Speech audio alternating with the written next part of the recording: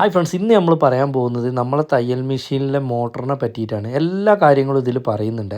പിന്നെ അതുപോലെ എല്ലാവരും ചോദിക്കുന്ന ഒരു സംശയം കൂടി നമ്മളിതിൽ ക്ലിയർ ആയിട്ട് ഇതിന് വീഡിയോൻ്റെ അവസാന ഭാഗത്ത് പറയുന്നുണ്ട്. അപ്പോൾ ഈ മോട്ടർ ഇങ്ങനെയാണ് നിങ്ങൾ കാണുക. അപ്പോൾ ഇതിൻ്റെ ഈ സ്പ്രിങ് ഭാഗം എന്താണെന്ന് ചോദിച്ചു കഴിഞ്ഞാൽ ഇതാണ് ഇതിൻ്റെ ബ്രേക്ക്. അപ്പോൾ നിങ്ങളിപ്പോൾ ആദ്യമായിട്ട് പഠിക്കുന്നവരാണെങ്കിൽ ഈ സാധനം ആ സ്പ്രിങ്ങിൻ്റെ അവിടുത്തെ ഈ ബോൾട്ട് ടൈറ്റാക്കി കഴിഞ്ഞാൽ നമുക്കെന്താവും, ബ്രേക്ക് കൂടും. ഇത് ലൂസാക്കി കഴിഞ്ഞാൽ ബ്രേക്ക് കുറയും. ബ്രേക്ക് എന്ന് പറഞ്ഞാൽ നമ്മൾ ചവിട്ടിയിട്ട് നിർത്തുന്നത്. ഇത് നമ്മൾ ലൂസായി കഴിഞ്ഞ് ചവിട്ടി കഴിഞ്ഞാൽ വളരെ സ്പീഡിലാണ് ഇത് വർക്ക് ചെയ്യുക. അപ്പോൾ ഞാൻ കാണിച്ചു തരാം. ഇതിൻ്റെ ഈ ബോൾട്ട് ഫുള്ളായിട്ട് നമ്മൾ ഊരി കളഞ്ഞാൽ എന്താ സംഭവിക്കുക വെച്ച് കഴിഞ്ഞാൽ ഈ മെഷീന് നിൽക്കാതെ വർക്ക് ചെയ്യും. അപ്പോൾ ഇതാണ് ഇതിൻ്റെ ഒന്നാമത്തെ ബ്രേക്ക്. ഇതിന് 2 ബ്രേക്കുകൾ ശരിക്കും വരുന്നുണ്ട്. അതിൽ ഒന്നാമത്തെ ബ്രേക്ക് എന്ന് പറയുന്നത് ഇതാണ്. ഇതിപ്പോൾ നമ്മൾ തയ്യൽ മെഷീൻ്റെ ഇത് ചവിട്ടുന്നവർക്ക് അറിയാം. അത് ചവിട്ടുമ്പോൾ ഇതേപോലെയാണ് സംഭവിക്കുക. ഈ സാധനം താഴോട്ട് വലിഞ്ഞിട്ട് ഇതേപോലെ നമ്മളെ ഈ വീൽ ഇങ്ങനെ കറങ്ങുകയാണ് ചെയ്യുക. ഇപ്പോൾ കണ്ടില്ലേ, ഞാൻ അത് അയച്ചു മാറ്റിയപ്പോൾ ഈ വീൽ നിൽക്കാതെ കറങ്ങുന്നതിൻ്റെ കാരണം എന്താ വെച്ച് കഴിഞ്ഞാൽ അതിന് ബ്രേക്കില്ല. ഇതിൻ്റെ ബ്രേക്കാണ് അത്. അധിക പേർക്കും ഇത് അറിയില്ല കേട്ടോ. കാരണം എന്താ വെച്ച് കഴിഞ്ഞാൽ പലരും നമ്മൾ മെഷീൻ നന്നാക്കാൻ പോകുമ്പോൾ ഈ സ്പ്രിങ് എന്തിനാണെന്ന് ചോദിക്കാറുണ്ട്. അപ്പോൾ ഇതാണ് ഒന്നാമത്തെ ബ്രേക്ക് ഇതിൻ്റെ. അപ്പോൾ ഈ മോട്ടർ ഉപയോഗിക്കുന്നവർക്ക് ഈ വീഡിയോ ഒരിക്കലും നഷ്ടമാവില്ല കേട്ടോ. ഇതിലെല്ലാ കാര്യങ്ങളും ഈ മോട്ടറിനെ കുറിച്ച് ഞാൻ പറയുന്നുണ്ട്. പിന്നെ രണ്ടാമത്തെ കാര്യം എന്താ വെച്ച് കഴിഞ്ഞാൽ ഈ മോട്ടറിൻ്റെ ഈ കാണുന്നതാണ് ഇതിൻ്റെ ആക്സിലേറ്റർ. ഈ ആക്സിലേറ്റർ കണ്ടോ, കൂട്ടുന്ന സമയത്ത് നമ്മൾ താഴോട്ട് ചവിട്ടുമ്പോൾ അത് സ്പീഡ് കറങ്ങുകയാണ് ചെയ്യുക. അപ്പോൾ നമ്മൾ ആ ബ്രേക്കിനനുസരിച്ചാണ് ഇത് കറങ്ങണോ. ആ സ്പ്രിങ്ങിൽ തടഞ്ഞു നിന്ന് കഴിഞ്ഞാൽ അത്രേ പോവുള്ളൂ. അതേ സ്ഥാനത്ത് ആ സ്പ്രിങ്ങിൻ്റെ ആ ബോൾട്ട് നമ്മൾ ലൂസാക്കി കഴിഞ്ഞാൽ നമുക്ക് എത്ര സ്പീഡിൽ വേണമെങ്കിലും ഇത് കറക്കാൻ കഴിയും.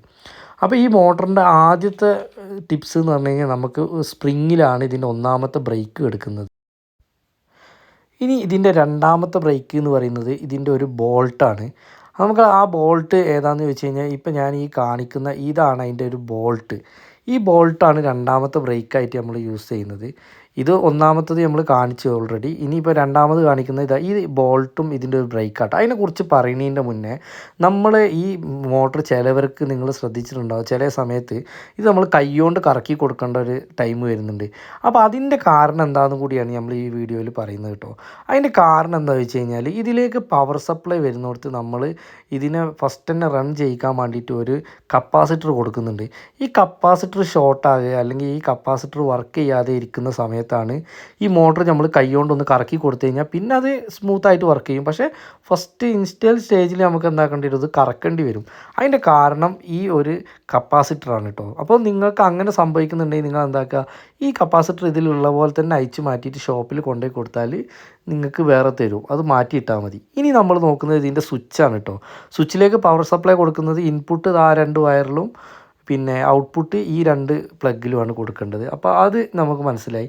ഇനി നമുക്ക് ഈ 3 സ്ക്രൂകൾ ഇതിൽ വരുന്നത് എന്താ വെച്ച് കഴിഞ്ഞാൽ ഈ ക്ലച്ചിൽ നമുക്ക് അയച്ച് എടുത്തിട്ട് ക്ലച്ച് പുതിയത് ഇടാൻ വേണ്ടിയിട്ടാണ്.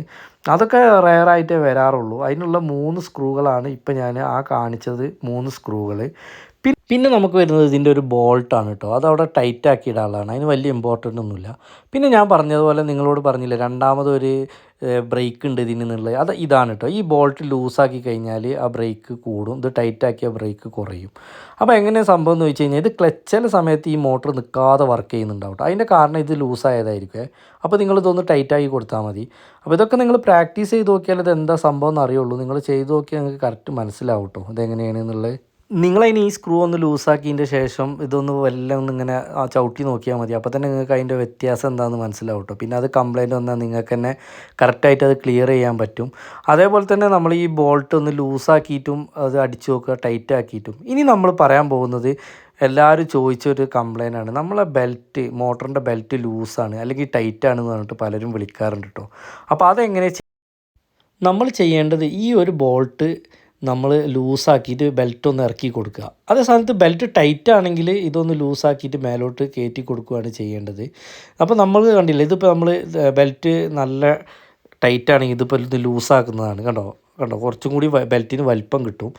അപ്പോൾ നിങ്ങൾ ഇതൊന്ന് നിങ്ങളെ ബെൽറ്റ് ലൂസോ ടൈറ്റോ ആണെങ്കിൽ ഈ സംഭവമാണ് കേട്ടോ അതിൽ ലൂസും ടൈറ്റും ആക്കുന്ന സംഭവം. അപ്പോൾ നിങ്ങൾ ഈ സംഭവങ്ങളൊന്ന് ചെയ്ത് നോക്കണം. പിന്നെ നിങ്ങൾ കമൻറ്റിൽ എന്തായാലും രേഖപ്പെടുത്തണേ. നിങ്ങൾക്ക് എന്ത് ഡൗട്ട് ഉണ്ടെങ്കിലും ചോദിക്കട്ടെ. ഞാൻ അത് കറക്റ്റായിട്ട് തന്നെ നമുക്ക് അറിയുന്ന പോലെ ഞാൻ പറഞ്ഞു തരും. അപ്പോൾ നിങ്ങൾ കമൻറ്റിൽ നിങ്ങൾക്ക് ഇത് ഇഷ്ടപ്പെട്ടാലും ഇല്ലെങ്കിലും ഒക്കെ ഒന്ന് അറിയിക്കണേ. ഇപ്പോൾ നമ്മളെ മോട്ടറിൻ്റെ അടിയിൽ ഇപ്പോൾ നമ്മൾ ഫിറ്റ് ചെയ്തതിന് ശേഷം ഇങ്ങനെയാണ് വരിക. അപ്പോൾ നമ്മളെ ബെൽറ്റ് കണ്ടില്ലേ, ഇപ്പോൾ ബെൽറ്റ് ടൈറ്റ് ആണെങ്കിൽ നമ്മൾ ആ സാധനം ആ ബോൾട്ട് ഒന്ന് ലൂസാക്കിയിട്ട് ഈ മോട്ടർ കുറച്ച് ഇറക്കി കൊടുത്താൽ മതിയാവും.